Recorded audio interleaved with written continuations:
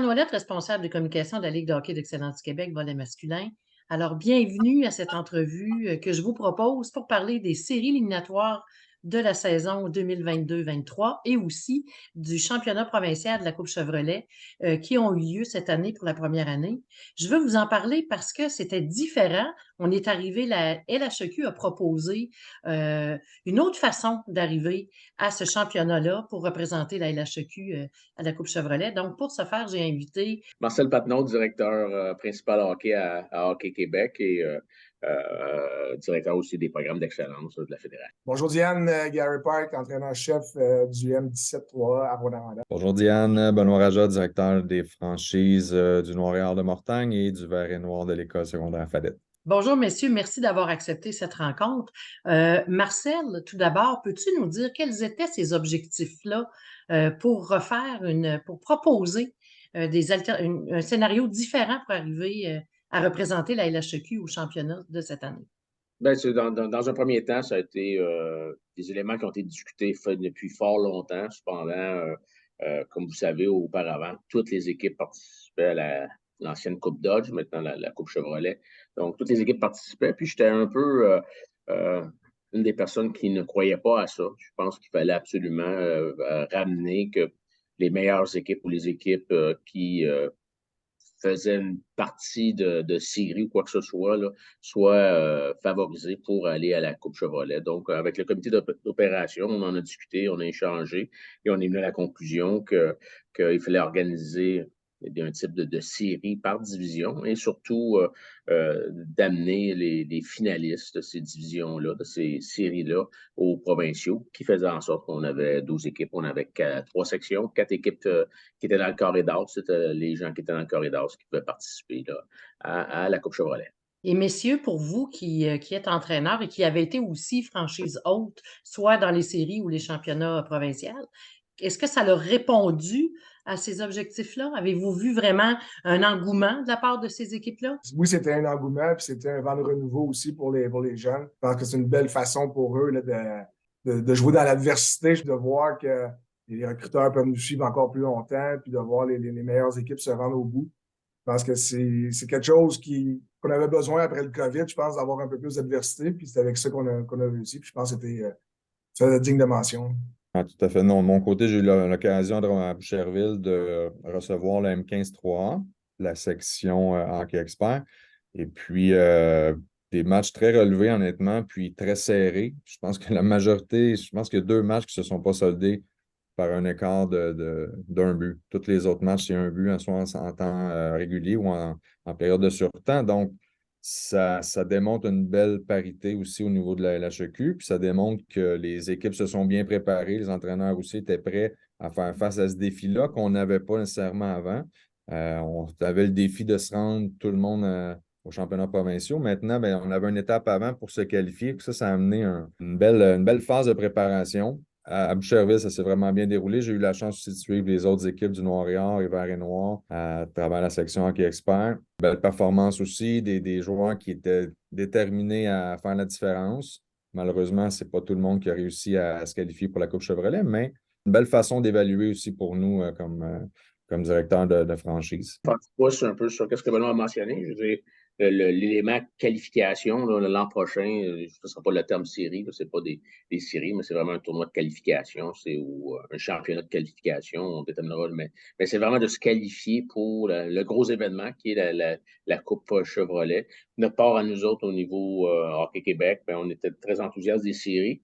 On est après à regarder différents modèles, peut-être des modifications de format, mais également de regarder au niveau de la commandite. Je pense qu'on veut mettre en place que les séries deviennent un événement majeur pour la LHEQ, pour se qualifier pour la Coupe Chevrolet, mais il faut donner un engouement. Je pense que cet engouement-là, de faire participer toutes les équipes à cette qualification-là, tout le monde a une chance. C'est sûr qu'il y a eu des surprises, il y a eu des upsets, mais ça fait partie de la qualification. Puis je pense que c'est ça qui est bon. Ça donne une chance à tout le monde de se qualifier pour la Coupe Chevrolet. C'est un élément qui est important pour nous. Là, vraiment, au lieu de prendre strictement les 4 premiers au classement général. Le classement général veut dire quelque chose, mais il faut absolument qu'ils se qualifient pour la Coupe Chevrolet. Et dites-moi, monsieur, assurément qu'à ce moment-là, dans la préparation de la saison, ça a sûrement eu un impact aussi par rapport aux années passées. les entraîneurs, le programme de développement, on dit qu'on est là pour aider les joueurs à se développer. L'aspect compétition, Marcel, vous en avez parlé. L'adversité, Gary, tu l'as dit aussi, que c'est important que les joueurs se retrouvent dans des contextes comme ça. Alors, je présume que ça l'a touché aussi la planification pour les entraîneurs auprès des joueurs. Ben, c'est certain. Puis en plus on bâtit notre équipe pour se rendre le plus haut au classement général, c'est sûr, pour nous avoir des meilleures chances un peu. Mais en même temps, qu'est-ce qui est bon dans ce genre de série-là, c'est que la saison ne veut plus rien dire. C'est une deuxième saison. Ça donne la chance à tout le monde. Si tu connais un bon week-end, tu peux revenir. Donc, tu ne peux pas rentrer, même si tu as fini 6e ou 5e ou 6e dans ta division, puis penser que tu n'as aucune chance. Donc, comme Marcel a dit, il y a eu des surprises. C'est à nous, les entraîneurs, de les préparer à vivre ces moments-là, puis la façon de les vivre, puis comment pouvoir travailler dans l'adversité, puis de bien réagir, peu importe. Parce que comme Benoît l'a dit aussi, les matchs sont tout serrés. C'est des matchs par un but, avec des matchs qui se terminent en prolongation. Donc, si tu ne l'as pas vécu ou si tu n'es pas bien préparé à ça, tu vas mal vivre un peu le moment présent. Donc, c'était important pour nous à chaque match, à chaque entraînement, de mettre un peu plus d'adversité pour s'assurer que nos joueurs vont comprendre quand ça va être le moment présent, de pouvoir le vivre de la bonne façon, et surtout d'avoir un privilège de le vivre. C'est bien beau de dire que, OK, on fait du hockey, mais au bout de la ligne, c'est un privilège qu'on a, nous, entraîneurs, et les joueurs aussi, les parents, la même chose, de vivre de si beaux moments que ça, de vivre des moments d'émotion, que ce soit de bonnes émotions, de mauvaises émotions. Je pense que ça va nous rester gravé dans notre mémoire, puis c'est ça qui est important au bout de la ligne. Ça fait des beaux souvenirs que les jeunes ont vécu, c'est certain, dans cette phase de qualification, évidemment, au championnat provincial aussi. Mais ce qui est bien dans tout ça aussi, c'est les jeunes, le personnel des équipes, même les parents apprennent dans la défaite aussi. C'est une façon d'apprendre la défaite, de se reconstruire et tout ça. L'échec, c'est pas une finalité, mais c'est des déceptions, mais une façon de rebondir de tout ça. Puis je pense que de faire du pouce là-dessus au niveau de l'encadrement qu'on donne à nos jeunes, c'est super bénéfique aussi. C'est pour ça que le fait d'avoir une étape de qualification avant le gros championnat, ça amène tout cet élément-là aussi. Oui, ça amène de la pression, mais à un moment donné, la pression fait partie du sport également. Ça amène un bon aussi pour certains. Des fois, il y a certaines organisations, certaines équipes qui ont connu pas une très bonne saison, pour différentes raisons ou quoi que ce soit.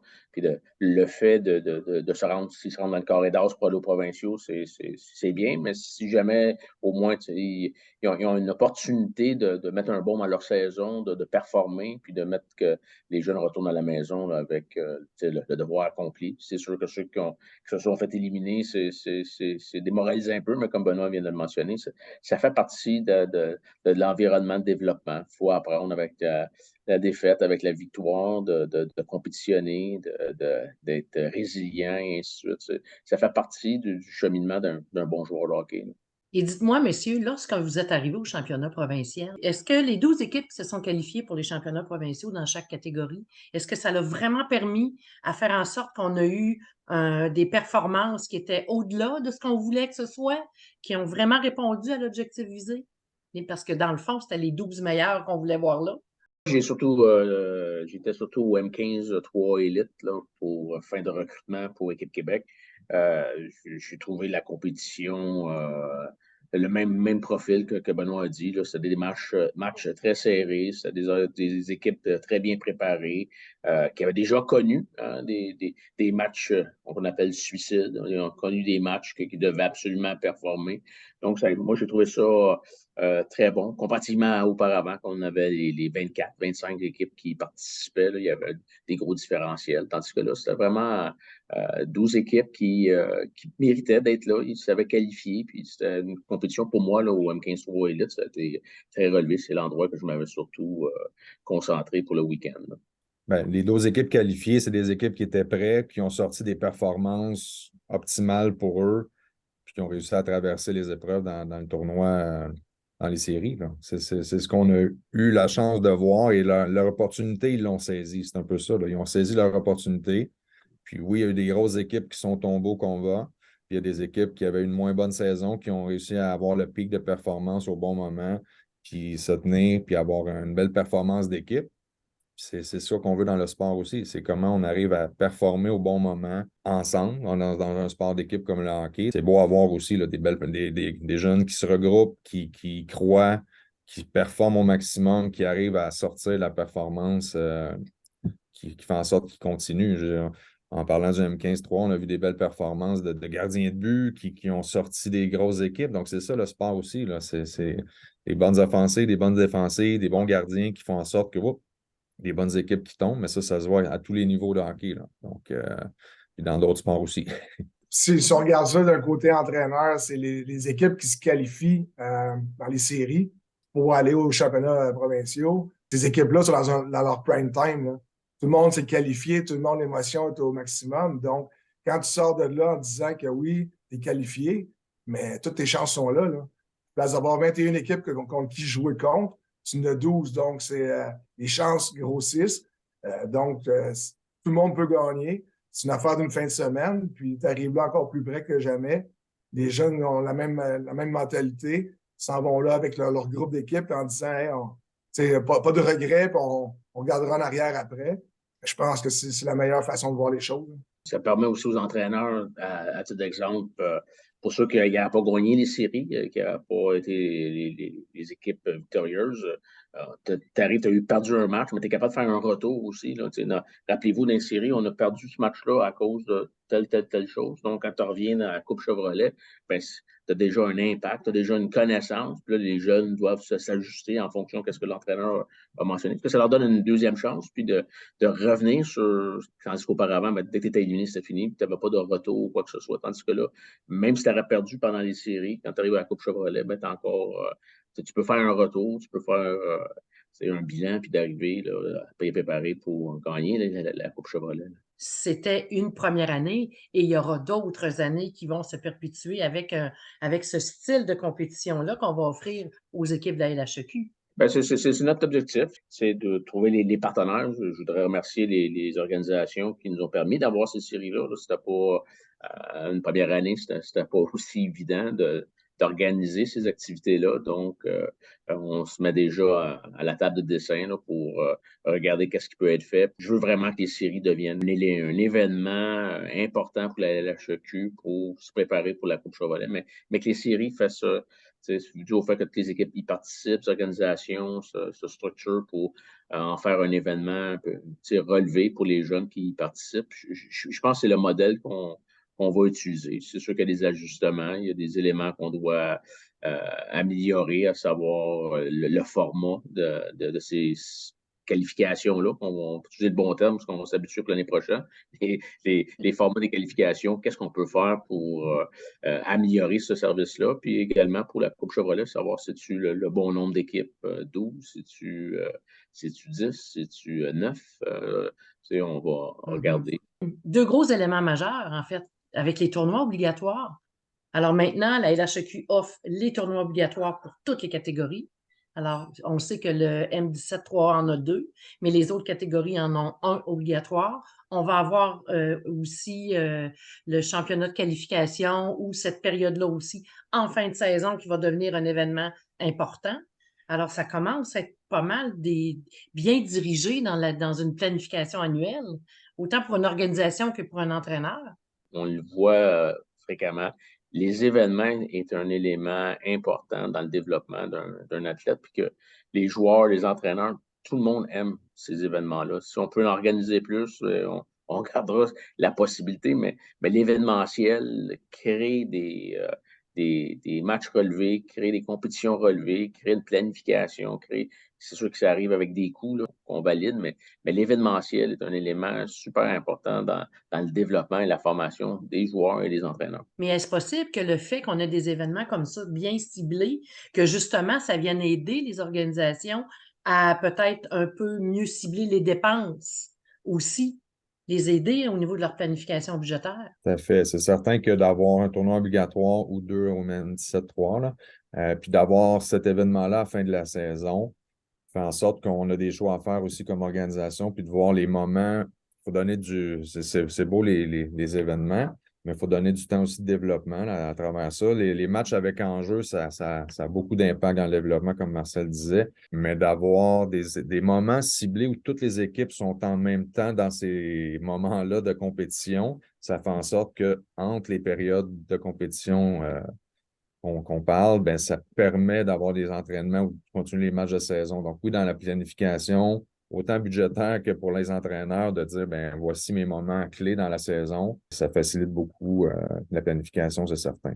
Ben, c'est certain que d'un côté entraîneur, souvent, ces moments-là, ces tournois-là, c'est des moments clés parce que c'est là que tu renoues avec vraiment l'émotion monte d'un cran. Puis des fois, on a besoin de motivation aussi, les jeunes, là, l'école, la nouvelle pension, tout ça. Ça rentre en ligne de compte là, quand il commence à faire noir plus tôt en novembre, tout ça. C'est des mois qui sont plus durs, mais quand tu sais que tu as un tournoi au mois de novembre, déjà là, c'est plus facile de faire la motivation. Si on regarde tout ce qui est préparation là-dedans, puis les entraîneurs, c'est plus facile pour nous de pouvoir préparer notre équipe à avoir un pic au bon moment, puis s'assurer qu'on va être sur la coche là-dessus. Est-ce que ça marche tout le temps? Non. Si on regarde côté budgétaire, c'est sûr que dans des régions éloignées comme les nôtres, comme la nôtre un peu, toujours plus dispendieux un petit peu, sauf que cette année, c'était comme l'an 1, un peu des séries, tout ça. Maintenant, c'est à nous autres de faire un retour en arrière un peu, de regarder, là, voir où est-ce que le budget va qu'on doit en mettre un peu plus dans le budget, puis un peu moins peut-être dans des choses qui sont super floues un peu, qu'on pourrait peut-être laisser tomber ou peut-être en mettre un peu moins là-dedans. Mais c'est certain que faut y penser, faut faire un retour en arrière là-dedans, puis s'assurer qu'on ne veut pas faire payer tout ça aux parents non plus, là, un prix astronomique non plus, mais c'est sûr que ça a une valeur surplus un peu aussi. Là. Et ça va venir guider, en tout cas, les choix à faire, évidemment. Hein? C'est ça. Ça, c'est assurément. Qu'est-ce qu'on pourrait dire en cette fin de saison, monsieur? C'est terminé déjà la saison 2022-23. Qu'est-ce qu'on pourrait dire à nos gens, à vos équipes, à vos organisations, aux joueurs que vous avez côtoyés? Au niveau de la Ligue, là, je remercie définitivement les organisations, les entraîneurs, les parents, les bénévoles, les joueurs, tout le monde. Là. Je pense qu'on a eu une saison relevée. Ça a été beaucoup de renouveau de notre part à nous au niveau de la LHEQ. Donc, c'est intéressant. Puis je pense que le futur va être encore meilleur. Je pense qu'on a appris nos expériences cette année. Il y a des éléments qui vont, comme j'ai mentionné, changer, modifier. Puis je leur souhaite une bonne période estivale, de l'entraînement, faire d'autres sports, travailler sur d'autres composantes, puis d'avoir un bel été. Ben, c'est certain que nos jeunes continuent en sport-études jusqu'à la fin de l'année scolaire. Donc, on est en phase de transition avec eux. On va débuter les entraînements physiques à travers le Québec, j'imagine, pour cette phase-là d'entraînement estival. Donc, oui, il y a des camps en ce moment aussi. Les camps de sélection sont débutés, donc on ne s'allonge pas beaucoup le hockey, on le sait. Donc, les jeunes sont déjà en qualification pour la prochaine saison dans la plupart des organisations. Donc, on est là-dedans aussi. Pour ma part, ben, je vais remercier aussi M. Patnaud de m'avoir fait confiance pendant ces 2 dernières années-là au comité d'opération. Je vais laisser ma place l'an prochain à d'autres qui vont pouvoir contribuer. Ça m'a fait plaisir de mon côté d'aider à ce que la LHEQ soit une ligue de haut niveau. Ben, de mon côté, moi, en tant qu'entraîneur, mais c'est sûr que la saison est terminée, mais on dirait que l'autre commence déjà tout de suite. Donc, on est en préparation. On est chanceux en ce moment. Les séries de la Ligue nationale sont commencées. Donc, on voit beaucoup de vidéos. Donc, on peut travailler déjà pour planification l'année prochaine. On voit des choses qu'on aime, que nos jeunes aiment aussi. Donc, on travaille là-dessus. Préparation pour l'été aussi, les écoles de hockey. Le hockey ne s'arrête pas tant qu'à moi. C'est 12 mois par année. Puis, on va mettre un peu plus de temps dans les fins de semaine avec nos familles. Ça va être la fun pour ça aussi. Là. De gagner le cœur de nos enfants et de notre femme aussi là-dedans. Mais je pense que ce que je veux dire là-dedans, c'est que la Ligue, oui, fait un bon bout de chemin là-dedans. On s'améliore d'année en année. Nos jeunes aussi. Puis je pense qu'on devient de plus en plus une Ligue puis une structure qui est positive. On avance. On veut continuer. Je pense que tout le monde qui s'engage là-dedans, que ce soit entraîneurs, les personnes ressources des organisations, on travaille dans le même but, c'est pour les jeunes, puis on fait ça, on est passionnés, on fait ça pour les jeunes, puis on veut que les jeunes soient heureux de leur passage là-dedans, puis qu'on puisse les aider à devenir des meilleurs individus. De bons joueurs de hockey, oui, mais surtout de bons individus qui vont donner l'avenir de notre monde aussi. Bien, permettez-moi de vous remercier, messieurs, pour le temps que vous avez accordé encore à cette saison-là, pour les années que vous accordez aussi à ce sport-là. Vous êtes de vrais passionnés, là, sans nul doute. Et je vais vous souhaiter à mon tour de bonnes vacances s'il y en a, de bonnes périodes de vacances du moins. Et merci encore d'avoir accepté cette rencontre. Merci, Diane. Merci beaucoup. Merci.